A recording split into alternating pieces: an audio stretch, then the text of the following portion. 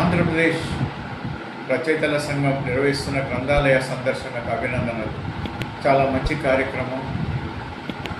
ఈ గ్రంథాలయాల చదివే అవకాశం విద్యార్థుల్లో తగ్గిపోతుంది.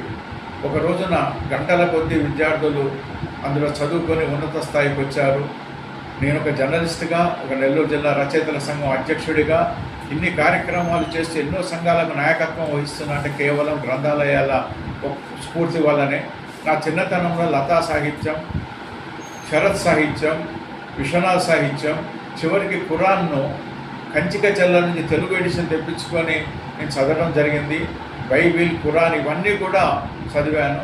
గ్రంథాలయాల్లో చదివిన వాళ్ళు ఉన్నత స్థాయికి రాగలరు. సమాజం గురించి అవగాహన ఉంటుంది. సామాన్యుల గురించి ఆలోచిస్తారు.